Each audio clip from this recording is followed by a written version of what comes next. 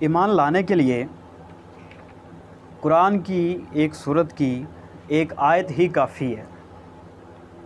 یہ آیت ہے سورہ لقمان کی آخری آیت، یعنی 34 نمبر ہے اس کا۔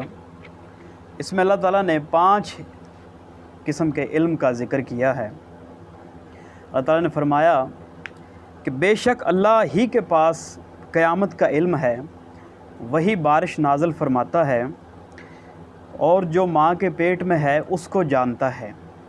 کوئی بھی نہیں جانتا کہ کل کیا کرے گا، اور نہ کسی کو یہ معلوم ہے کہ کس زمین میں مرے گا، اور اللہ ہی پورے علم والا اور صحیح خبروں والا ہے۔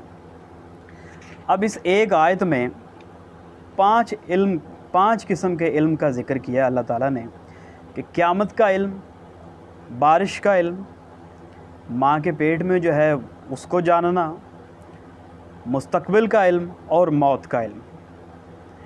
اس میں سے حیران کن طور پر 2 علم ایسے ہیں جو انسان بھی جانتا ہے، یعنی وہ انسان بھی جانتا ہے کہ بارش کب نازل ہونی ہے۔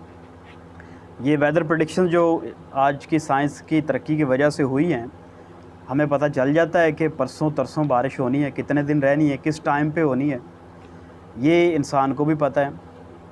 ماں کے پیٹ میں کیا ہے، لڑکا ہے لڑکی ہے، یہ بھی انسان کو پتہ ہے۔ الٹرا ساؤنڈ کی جو جدید ٹیکنالوجی ہے، انسان یہ جاننے کے قابل ہو گیا کہ ماں کے پیٹ میں کیا ہے۔ اب ان میں سے 3 علم جو ہیں وہ اللہ تعالیٰ نے اس آیت میں لکھا ہے کہ صرف وہی جانتا ہے، یعنی قیامت کا علم بھی صرف اللہ تعالیٰ کے پاس ہے، مستقبل کا علم بھی اللہ تعالیٰ کے پاس ہے، اور موت کا علم بھی اللہ تعالیٰ ہی کے پاس ہے۔ انسان یہ نہیں جان سکتا، اور آج تک یہ ثابت ہو چکا ہے کہ انسان کو نہیں پتہ کہ مستقبل میں کیا ہے، انسان کو یہ بھی نہیں پتہ وہ کب مرے گا، اور یہ بھی نہیں اسے پتہ کہ قیامت کب برپا ہوگی، یعنی یہ جو یونیورس ہے یہ کب ختم ہوگی۔ ہاں، اس پریڈکشن پہ تو وہ پہنچ گیا ہے کہ ایک دن یہ ختم ضرور ہو جائے گی، لیکن اسے ایگزیکٹ ٹائم کا نہیں پتہ کہ کب ہوگی۔ تو حیران کن طور پر اس آیت میں اللہ تعالیٰ نے 3 علموں کے ساتھ تو یہ کہا ہے کہ صرف اللہ ہی جانتا ہے، لیکن 2 کے ساتھ نہیں کہا۔ نہ اس نے بارش نازل فرماتا ہے اس کے ساتھ کہا کہ صرف وہی جانتا ہے کہ کب نازل ہونی ہے، اور نہ اس نے کہ ماں کے پیٹ میں ہے اس کے ساتھ کہا کہ صرف اللہ ہی جانتا ہے کہ جو ماں کے پیٹ میں ہے۔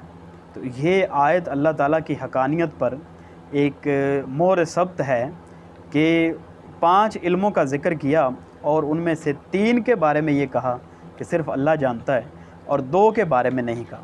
تو اس لیے نہیں کہا کہ وہ جانتا تھا کہ ان 2 کو انسان بھی جان جائے گا، بارش کے علم کو بھی، اور ماں کے پیٹ میں جو ہے اس کو بھی الٹرا ساؤنڈ کے ذریعے انسان جانتا ہے۔